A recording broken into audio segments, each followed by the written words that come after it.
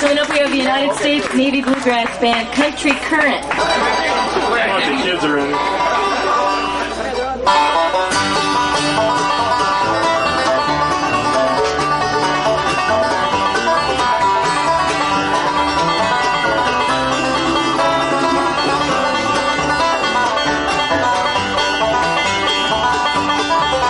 Come and listen to my story about a man named Jed, former mountaineer, barely kept his family fed.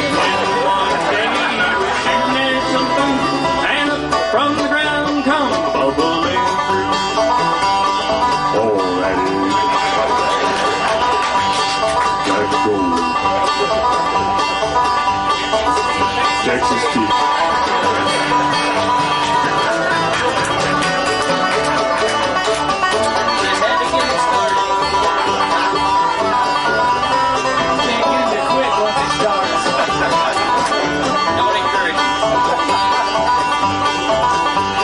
First thing you know, old Jed's a millionaire. Ten folks say, Jed, move away from there. Then California is the place you ought to be. So they loaded up that truck and moved to Beverly Hills, that is. Swimming pool, movie star.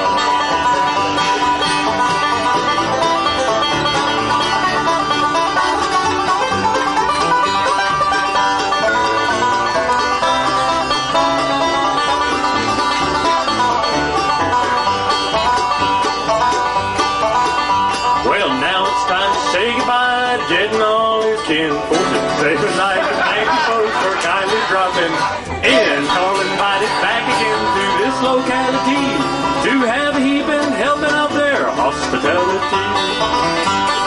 Beverly Hillbillies, nice folks. Y'all come back down to here.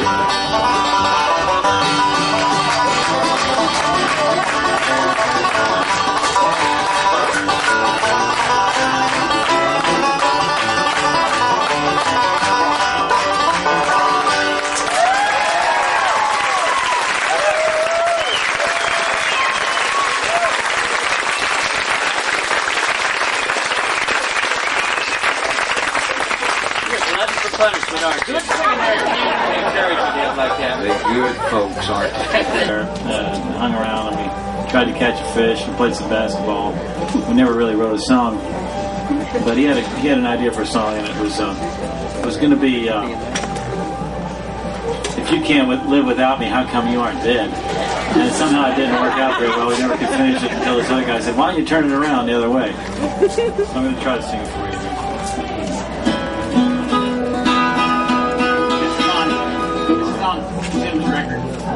Harley Allen sings a real high part on it. I was trying to put the record on a couple days ago to see if I could sing along with Tim on this, maybe. But there's no way. This also, one of the other writers on this was Sean Camp, and he was the guy that suggested we turn it around another way, and then it just kind of wrote itself real fast. I begged her not to go. I said I could not live without her. She said, don't be dramatic, you'll survive. She drove away, the sky turned gray. I cried all night about her. I'm still grieving, but her leaving hurts more each day I'm alive. If I can't live without her, how come I ain't dead? 6 feet down in the cold, cold ground with a stone above my head. Something's wrong, 'cause now she's gone and I live on instead. If I can't live without her, how come I ain't dead?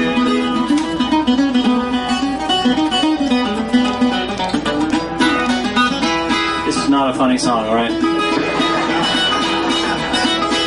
Well, I wake up every morning scared to open up my eyes. I don't know if I'll be there in the mirror. There I am, a broken man, and I look somewhat surprised. I'm grateful for another day, amazed that I'm still here. If I can't can't live without her. How come I ain't dead?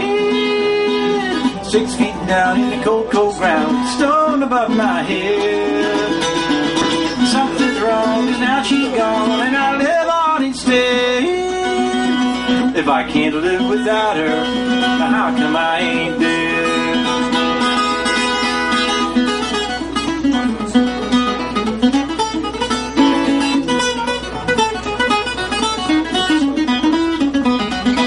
St. Peter's waiting for me outside the pearly gates. I'm waiting on the angel band, I guess they're running late. If I can't live without her, how come I ain't dead? 6 feet down in the cold, cold ground with a stone above my head. Something's wrong, 'cause now she's gone, and I live on instead. If I can't live without her, how come I ain't dead? Yeah, something's wrong, 'cause now she's gone, and I live on instead. If I can't live without her, how come I ain't dead?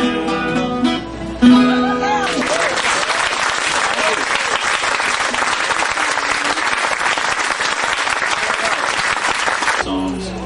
It's kind of related to the other guy's question about how I wrote River of Blood. It's kind of like all about Irish immigrants, and so I got all these songs. I got one that's like a railroad song. I got one that's an army song. I got one that's I actually finished the one the other day. It's like a talking blues, and by going back to my great grandfather's place. I wish I had the lyrics because I don't remember it. There's too many of them to remember. I haven't learned my own songs. I'm real bad about that, but I'll try this one for you. I'm trying to learn. Let's see. Actually, you want me to do one that I'm working on?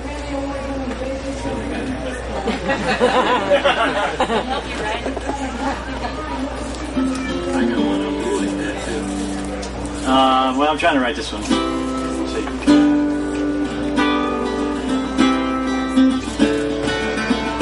It's still part of the same group. My pathway leads into the west, said river really ends. The legs of mine they were made to rest, and I let them take me away to send me wandering. As long as I remember, I've been wandering. January to December, I go wandering.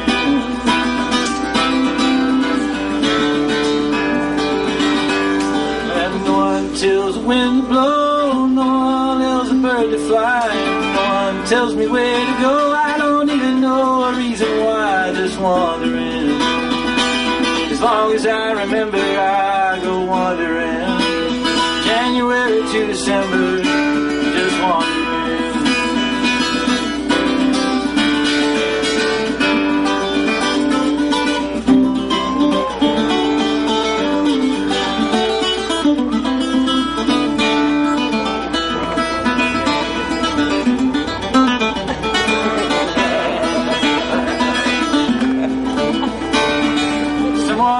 Said fortune told, I'll trace a lifeline on the hand. Say something about gypsies. See, this song's supposed to be about gypsies. Trace a lifeline on your hand. I sleep somewhere beside the road. I take what I will, and when I can, just wandering. As long as I remember, I'm just wandering. January to December, wandering. Wanna know where I've been? I've been out wandering. That's where I am so far with that.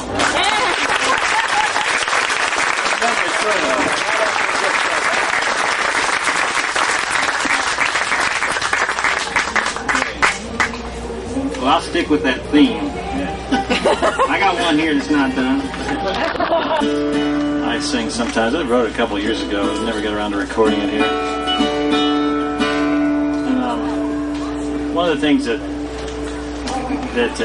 I'm obsessed with traveling as much as I do is the perfect containers, the perfect suitcase, you know, like just the right size of shampoo.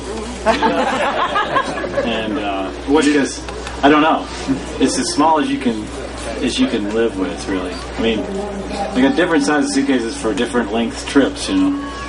and you get used to a certain way, and then you have to change, and it throws you for a loop, and it teaches you things.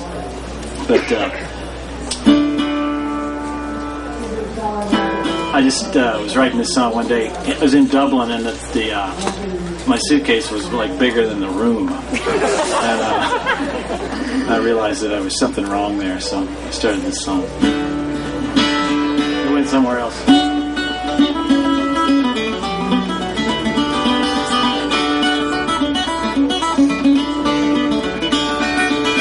I try to travel around with less and less.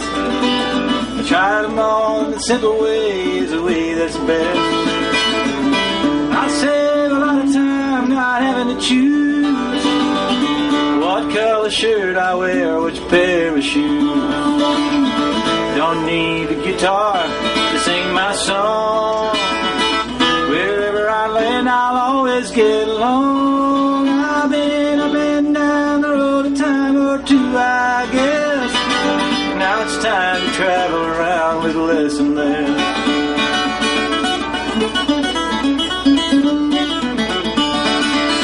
I had a woman once, she was not my wife. I took a dumb detour on the road of life. I carried that weight, it almost broke my back. I nearly lost the ones I loved, getting back on track. I wasted lots of time and I still feel the pain.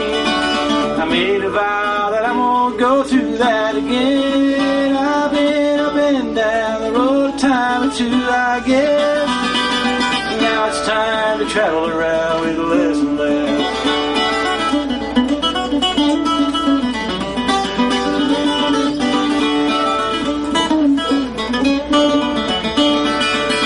Coffee in the morning, a little wine at night. A meal somewhere in the middle, I think I'll be alright. Got my pride, I got my smile to greet the day. I got a friend or two to help me through when I lose my way. Don't need a guitar to sing my song. Wherever I land, I'll always get along. I've been up and down the road a time or two, I guess. Now it's time to travel around with less and less. I've been up and down the road a time or two, I guess. Now it's time to travel around with less and less. Yeah.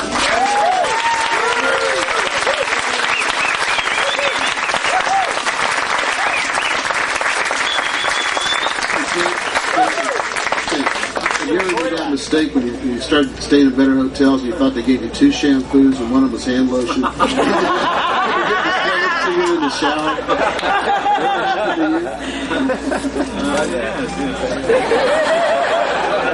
I don't stay in that kind of hotel. I don't get that high. Well, this is the final workshop for today. Everybody have a good time today? So far, so good? The last set in the Homespun to Dario workshop stage for this Saturday. And we've got a great performer for you up next. I'm sure you must all know him. He used to play with the Bluegrass Revival. He's got a new album out. It's called Howlin' at the Moon. Emmy Lou's on it. It's real nice. Pick it up if you can. And come back tomorrow. We've got more workshops tomorrow and have a great time tonight. Sam Bush, ladies and gentlemen.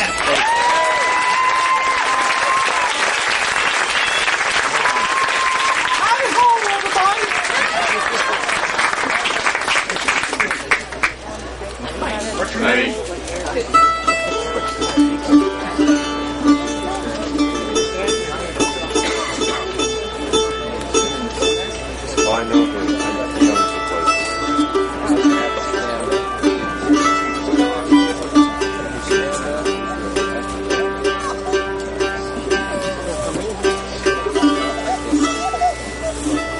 That's the first part of your homespun tape. We all tuned together. Good afternoon, friends. Since I was here a few years ago, what a beautiful day it is today. I think it was like 105 last time, so this is totally pleasant, and I hope you're having a good festival. Most of you are, I see. I know how you feel, little buddy. I'm a Cardinal fan. I know exactly how you feel.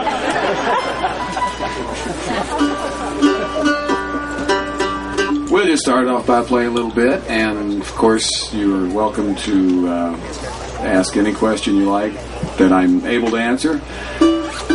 Hopefully, most of them will pertain to mandolin picking or music. There's a tune called Busy Fingers.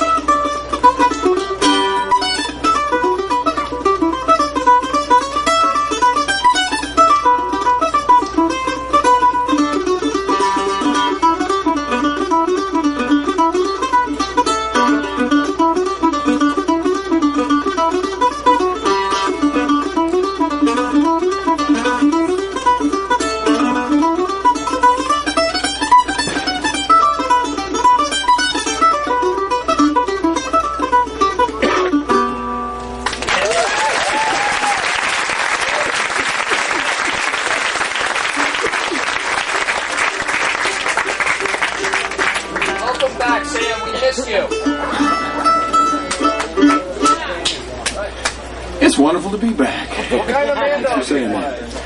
This mando is a Gibson F5, and it might not look as typical as other F5s you see, especially if you're used to the older Gibsons, the Lloyd Loar, for instance, made Gibsons, where you would see the Gibson across. So actually, this one's probably, they made fewer of these than there were the older ones with the Gibson, but the block inlay, although this is not the original fingerboard, it is like the original one with the block inlay and things. I finally, after many years of deliberation, cut off the little extension because I can't play that high up there. And I've been accused of playing high many times, but I can't go that high. And but I'd wondered about that for years, because when I would play, my pick would click on that fingerboard, and I always believed, well, it must have something to do with the tone. And what it had to do with my tone was it made an annoying click. So I had the good fortune one day to run into Roland White, who had been going through the same thing for years, and he just sawed it off. And I said, how do you like it? He said, great, that click is gone. So, and I must point out that by the time I owned this particular mandolin, it was well past its original stage. So I don't know if I would have, sawed it off an original one or not. But John Mandolin did a very nice job doing it. So this is a 1937 Gibson. Sam, where does that song Diadem come from? I don't know if you feel like playing a little bit. Sure, that'd be fine. Well, I made it up. But when I made it up, I started, messing around with trying to come up with this melody, and it reminded me of something very much that David Grisman would make up or write, So I guess somewhere I stole it from David. And the name Diadem, if you look back to the Earth Opera album of the Rowan Brothers, you'll see it was produced by a guy named David Diadem that we know as Grisman. That's how that's going. So it's kind of in honor of my pal Dave. If I remember this.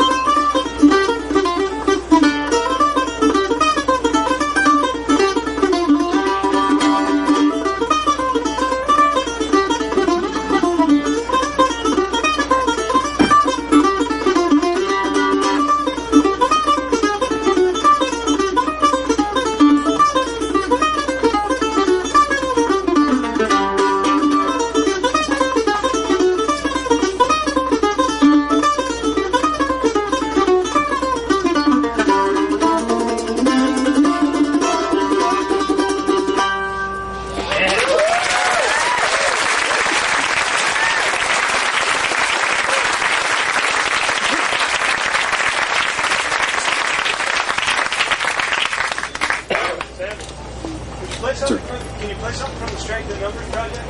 Can I? I don't know. My contribution to Strength and Numbers mainly played rhythm. That was my job. I'm the drummer in Strength and Numbers. I guess that's why we don't have the band anymore. Let's see. What can I do? Who's playing with you tonight? We know Bellows in Baltimore. He is? Ooh. Okay. Okay, so no banjo. Yeah. Well, okay. How about Johnny C? Well, Johnny C is in the building, ladies and gentlemen. Johnny C will be here tonight. I think you can also catch Johnny C playing at 7 with Daryl Anger. He'll also be playing with Daryl. Well, we got Johnny C on the bass and John Randall Stewart. We call him Randy Stewart on the guitar. And yes, Larry LaRue at the Maniac and his bluegrass drums are here. So, you know, we don't want to get serious, call it a band. It's just a combo. Combos seem more fun. Hey, Sam. Yeah. Hi, Doc. Yes. You say something about wrist action and kick accuracy? And if I ever get any, I'll talk about it. That's a good idea. Yeah. Well, okay, we're going to accommodate this request, and then don't let me forget that. We'll come back. Thank you. Yes, I'd love to. Street to numbers, yeah. Macedonia.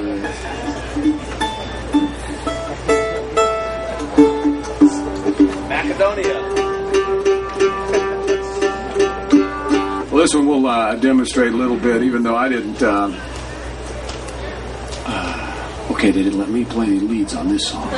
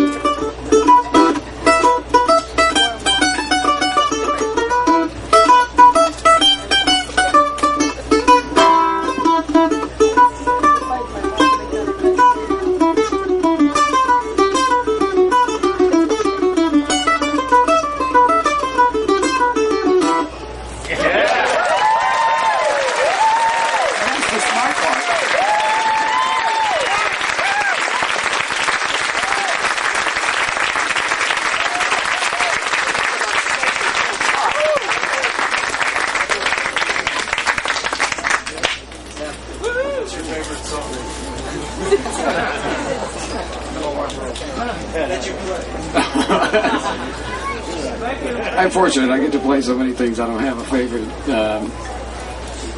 necessarily. What's on my CD player now? Kev Mo. I mean, I like all kinds of things. The question was to talk about pick control and Is this like in reference to how to get more control over it as you're learning? Cleanliness, yeah. Yeah. I think the key to any... Excuse me.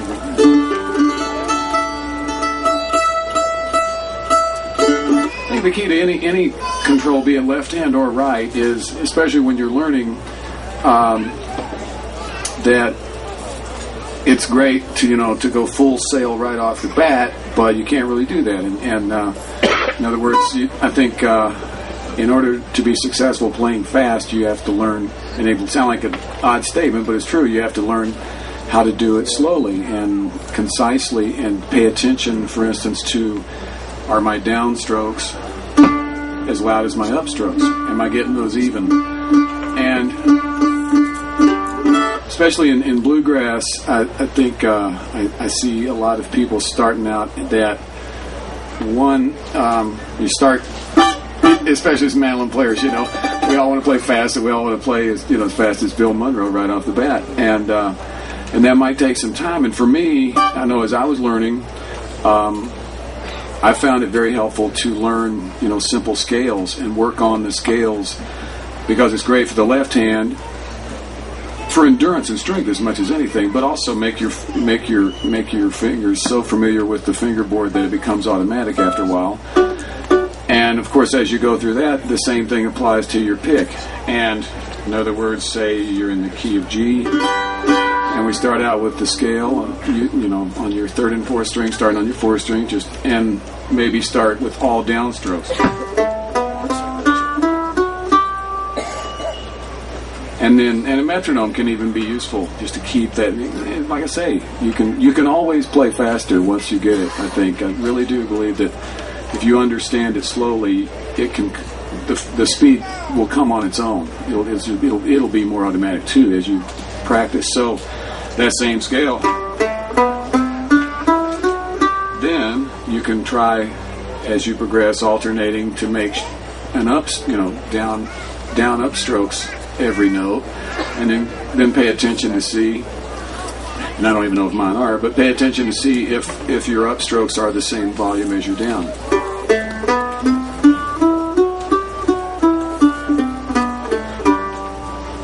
So it's not, you're not sitting around moving mountains musically, but you are getting your hands to move in coordination.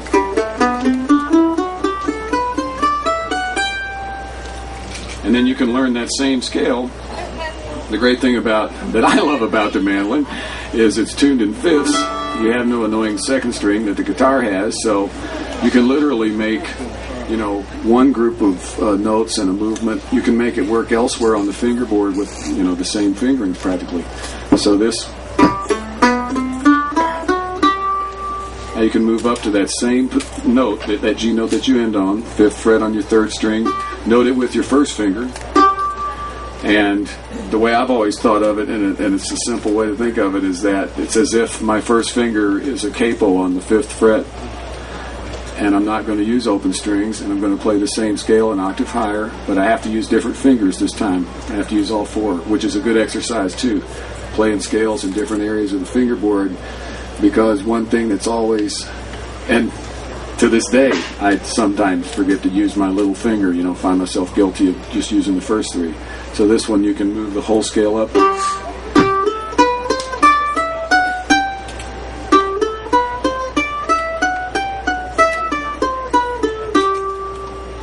And then once you get used to that speed, you can try a little faster.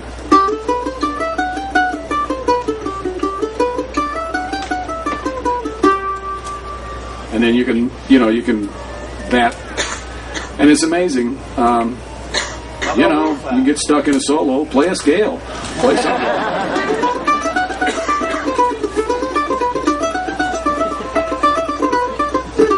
And all those notes I just played are all just part of a G scale. So, if that's if I have answered your question, but to me that's the first thing that you get going, to try to coordinate, get both your hands working together, because I think you can see certain musicians go, what a great right hand, what a great left hand. Well, the great musicians, I think it's just all of, it has to become a marriage of both, really.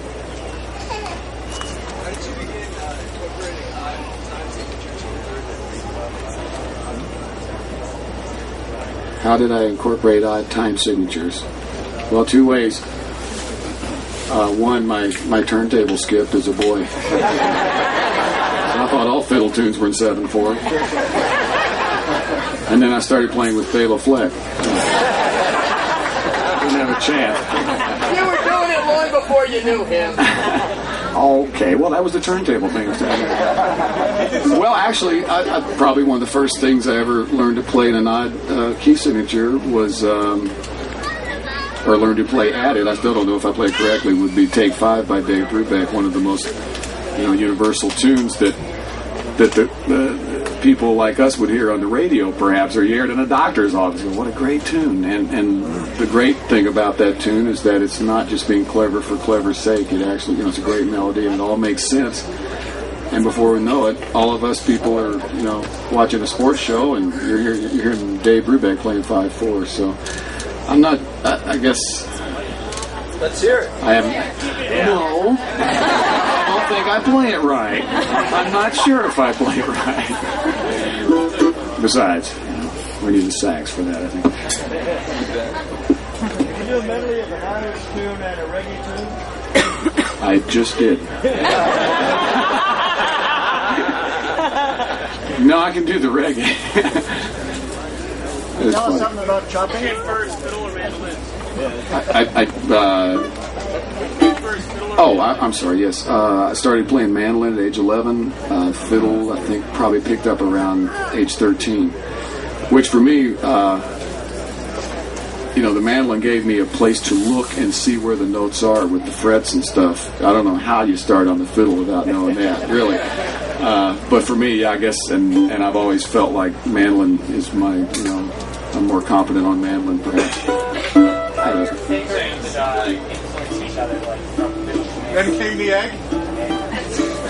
How do the fingerings influence each other? Yeah, like what did you learn from fiddle and what that you transfer to mandolin? Well, something I learned from on the fiddle that you can transfer. For instance, I'd been playing fiddles. I started about 13, and by the time I got to be a senior in high school, I had visions of maybe becoming a violinist. Until I took violin lessons, and I realized, mandolin's good for me. And but one thing I did learn was about, for instance, changing positions. And in other words, I'll quote a phrase out of the fiddle tune "Grey Eagle," and this is where violin taught me a little bit about changing positions and ways to get back to an open string, perhaps. For instance, you're playing the second part on "Grey Eagle."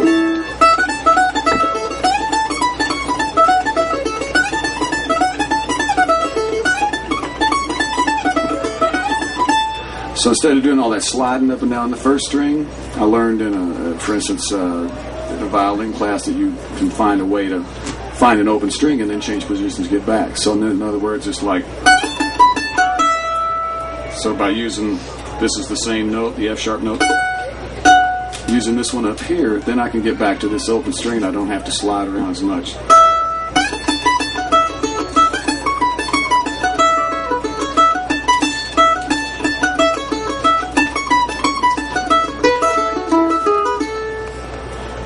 But basically, just the violin, you can use basically the same positions on both if you've studied any fiddle or violin.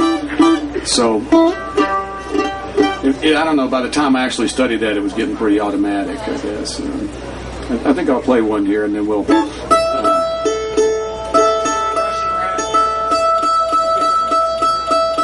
Who are these guys? This one, maybe I can get warmed up and try that. There's one part that I have to get Mike Marshall to play. This is a tune Alan Mundy. I'm sorry I keep hitting that mic. I know I'm driving you crazy out there. So. That's why I play with a pickup. I've been beaten up by too many sound men for hitting the mic. And I also beat the finish off this mandolin hitting on mics too. This one, Alan Mundy and I recorded years ago. There was a great fiddler from Nashville named Howdy Forrester. He used to play with Roy Acuff on the Grand Ole Opry for, about 40 years. And just, one of those people that a lot of fiddle players know about, but a lot of people might not know what a great musician he was. He wrote some wonderful tunes. He just didn't always have the greatest titles. Edgar Meyer's the same way. This is called Howdy in Hickman County, and this one does sort of include some of those changing positions and stuff, and I think he was probably influenced by the tune Great Eagle on this. Backing up a little bit.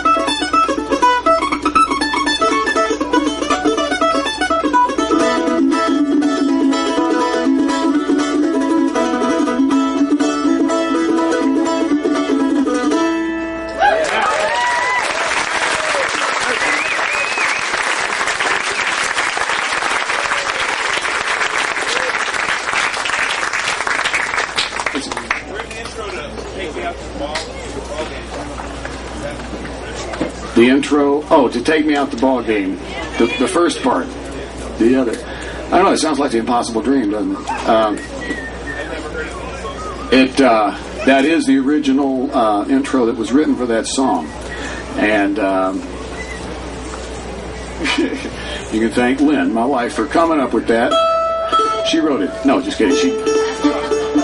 But before I was going to record the tune, Take Me Out to the Ball Game, we were discussing that song with some friends. Isn't there another part to that? Thought we'd heard one. Yep, there is. Definitely is. So I was freaking out because I was supposed to, it was like 9 that night, supposed to go in at 10 the next morning, cut this song, and thought there was another part to it. Supposed to be. And the part we're speaking of is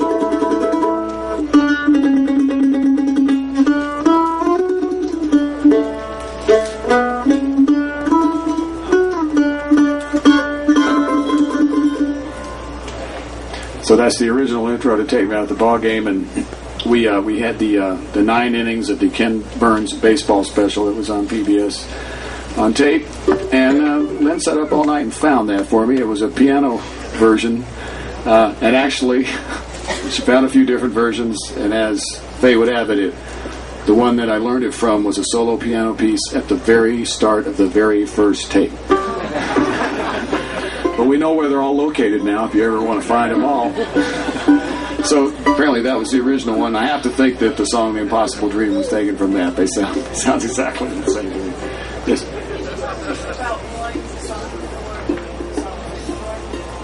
The question was, can you tell about the song called Song for Roy that is before that. That song is written for Roy Husky Jr.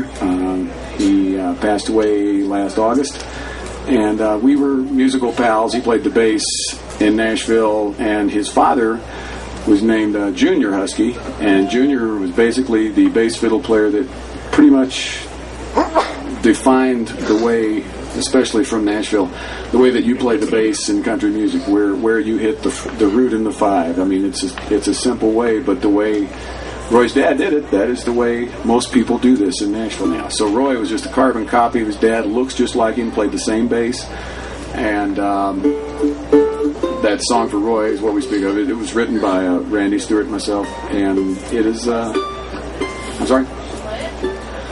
Oh, maybe later. But it's in memory of our friend Roy. It was one of the greatest. If you ever heard him, the greatest bass player.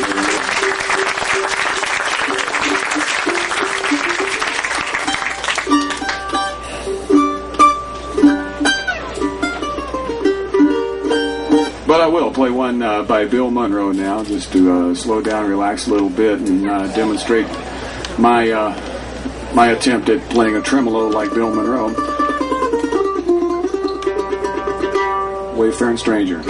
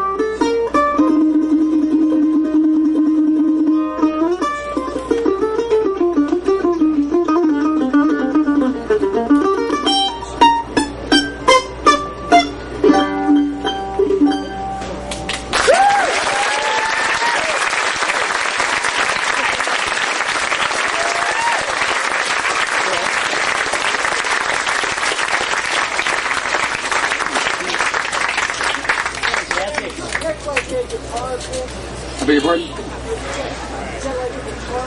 My pick is, yes, it's just it's nothing special. It's .96. This one happens to be made by the DeAndrea company, and I think it's probably a little more flexible, say, than a Fender .96. But it's just a standard guitar pick. One thing I do that is maybe different than guitar is I don't use the point. I use the two rounded sides for mandolin playing. It gives me, two spots to wear out. And it seems, it just seems to help me do the back and forth motion maybe a little better. I know a lot of mandolin players, friends of mine use, totally round picks that are, don't bend at all. And I've tried that. I'm not that tough. But I know many players have great success, with a stiffer pick that's almost totally round. Jimmy Goodrow, for instance, has. Can you explain your right hand technique when you're doing those trills there? Like holding your wrist really just really steady? And well, you come from the elbows? It looks pretty stiff, doesn't it? Well, there's basically two different ways I would do it. One is to keep my hand sort of anchored on the bridge as normal when I'm playing lead.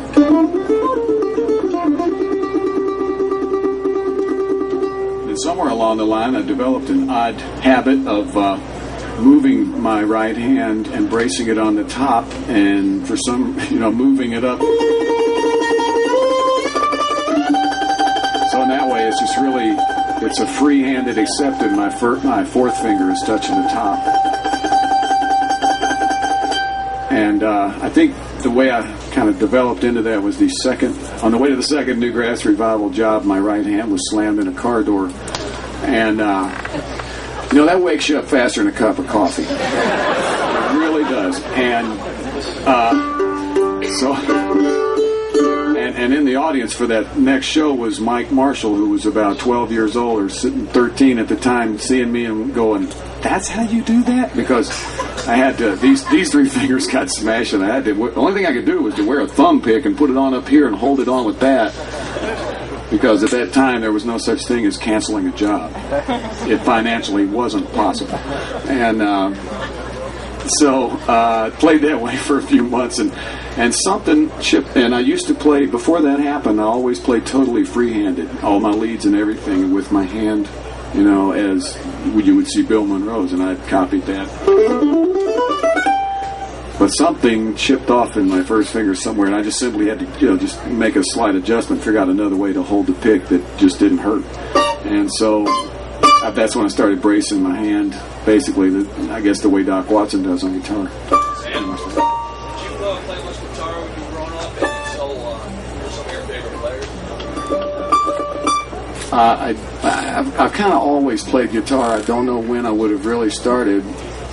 I know I had a sister that couldn't tune hers very well and had to sneak in and play it and then untune it just like she had it.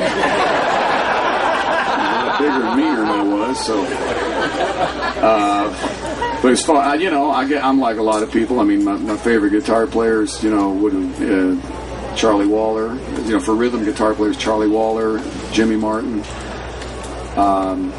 And of course, when, like anyone else, when I discovered Clarence White, that was Doc Watson obviously was the first, lead guitar player I ever tried to copy, and Clarence White sort of took it in a new world for me. And of course, when I was 18, I had the good fortune to start playing. We played together for a year, Tony Rice and I, in a band called the Bluegrass Alliance. So Dan Prairie is also a wonderful player I've always listened to a lot. And, they're all different. I admire them all. Dan is sort of like the textbook to me on the way you play a fiddle tune on the guitar. So is Russ Barenberg. So, Russ, I was listening to Russ and Country Cooking and Doc Watson and Dan Prairie. Do you have anything to say?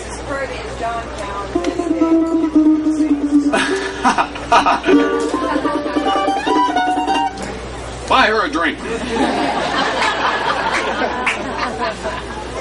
Tell us a little bit about. Well, I will sing that song you'd like to hear, because I don't think we're doing it tonight in the set. But you asked for the song called "Song for Roy." I'll see if I can do that one for you. And and I make mention you'll hear some odd phrases in this song, and basically are things that Roy used to say. He had an odd way of saying certain things. And we get to the chorus. Roy actually heard, and he learned this from his father. He actually and I don't know the method, or I can't really explain it. And he didn't want to talk about it too much, so people wouldn't think he was nuts. But he would, for every note there was a color, for every chord there was a color, and he and his father, they would identify. Like I say, I don't understand it, but I just know it was definitely real, and he could do it. And every note had a color, you know. And all he said, the only thing he ever told me was that E flat is very white. So that's the only thing he ever told me. Has it helped me? Not a bit, no.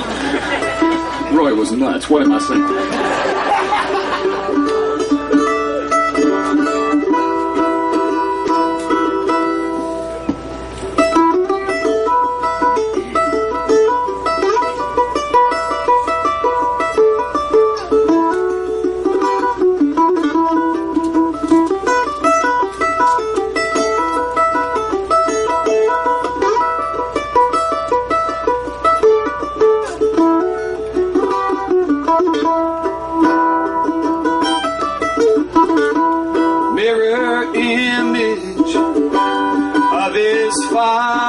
Before him, the notes flowed through his veins.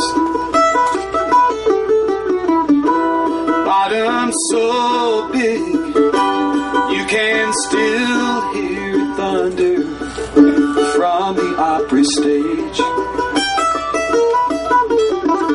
Worked his first master when he was just 16. The boy could slap a cane.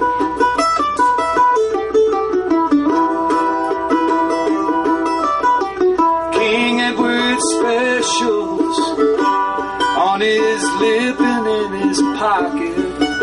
He smoked it every day.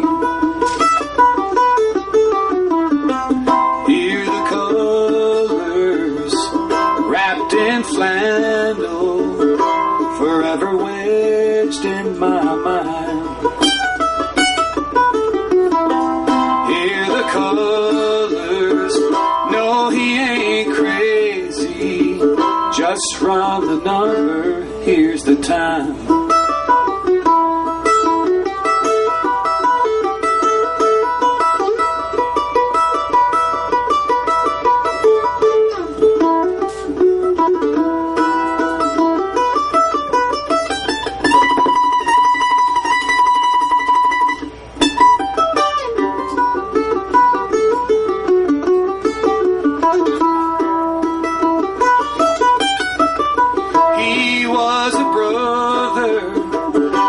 Husband and father, a damn good man, a rambler and a friend. So here's a song just to say farewell, rest in peace, until we pick again. Hear the colors wrapped in flannel, forever wedged in my mind. Hear the colors, no, he ain't crazy. Just run the number, here's the time. Just run the number, here's the time. Just run the number, here's the time.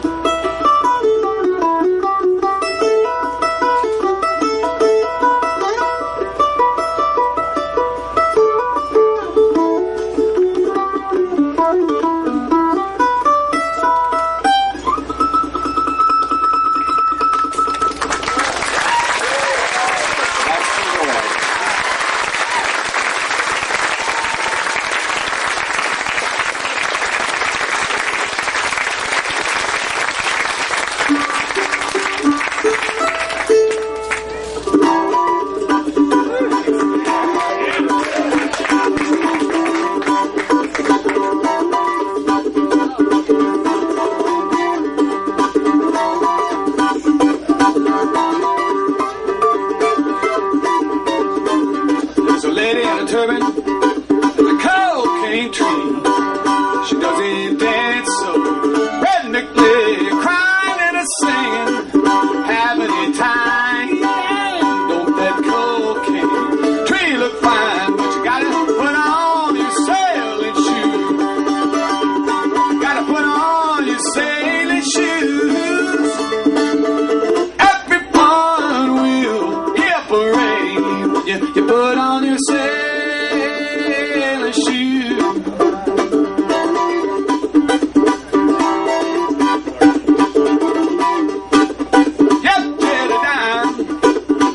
everybody down.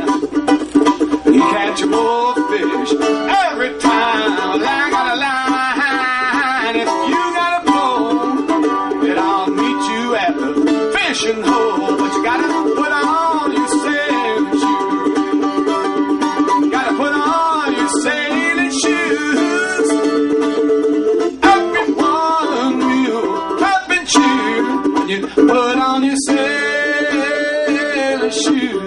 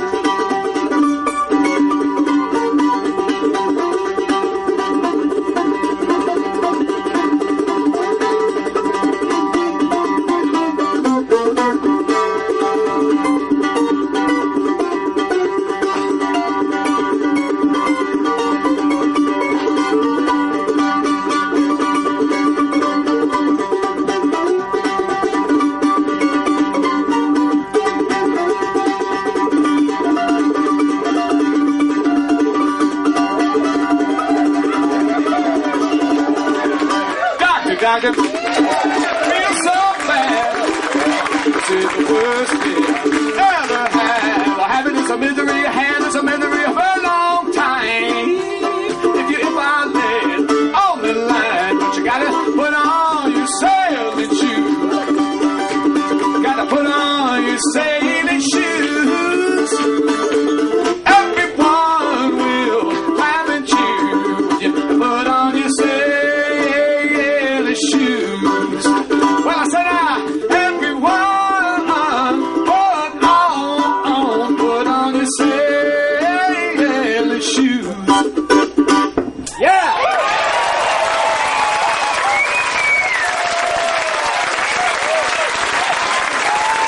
Thank you.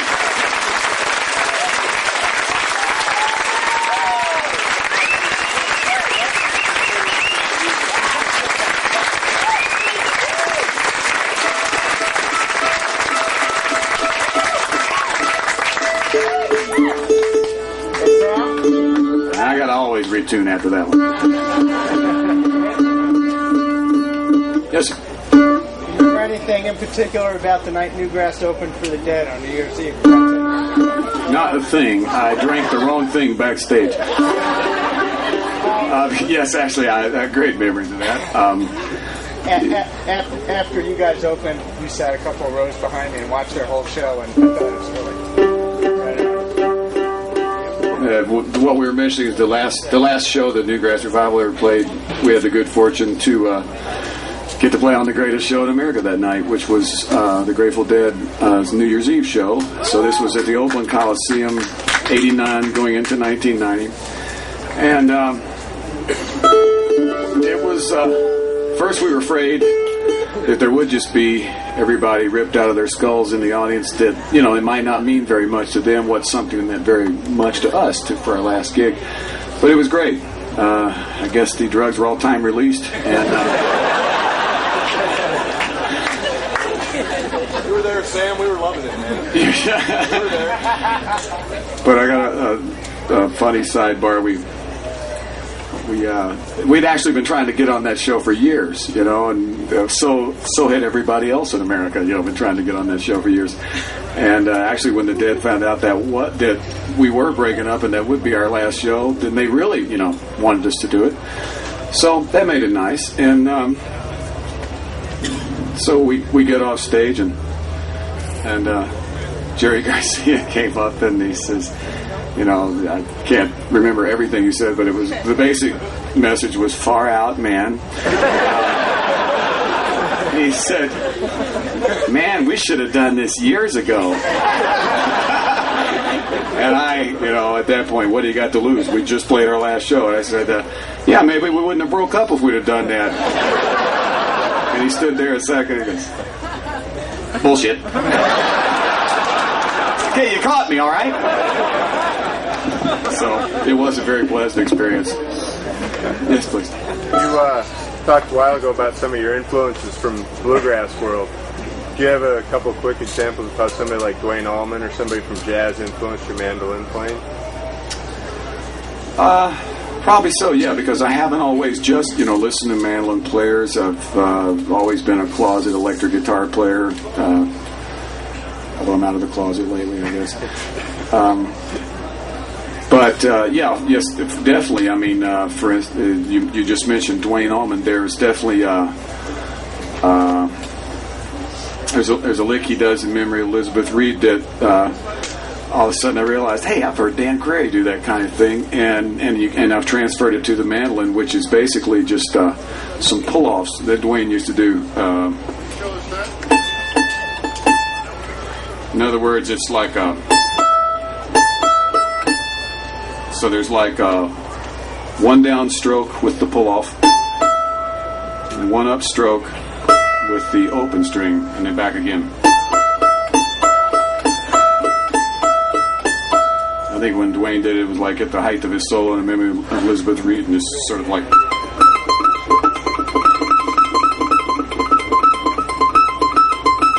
I realized later that Dan Cray does that, you know, same type of thing.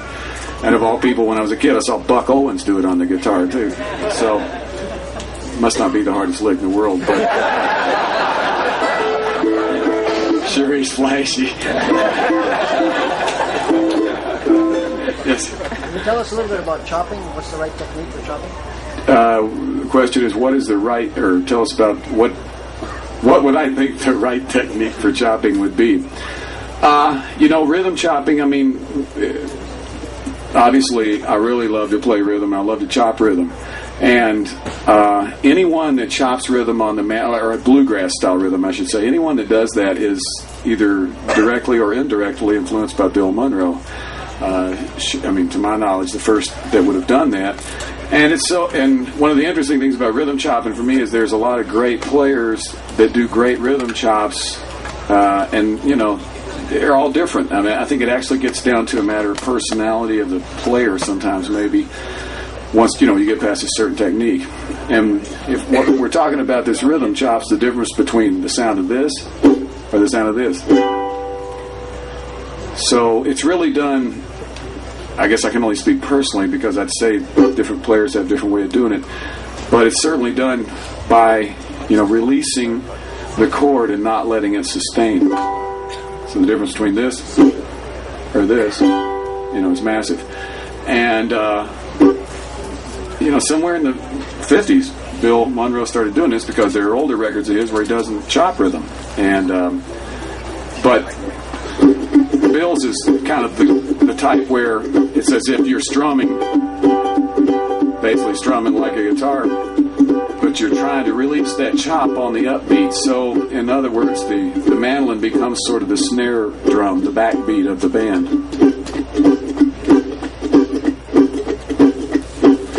And maybe Mr. Monroe developed that because his action got so high he couldn't press the strings down. I mean, I don't know.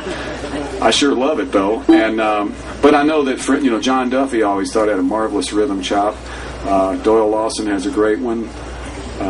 You know, Tim O'Brien, he's got a terrific rhythm chop.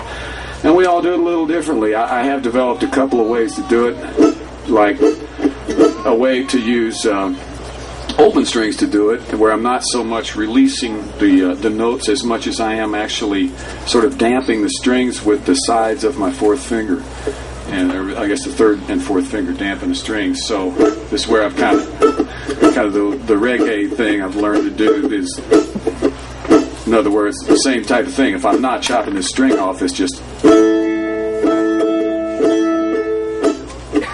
So it's almost as if you want to get enough of the chord heard that you can define the notes that you're playing, but also what I like is to try to make a percussive sound that is almost, it's almost just like a snare drum. So.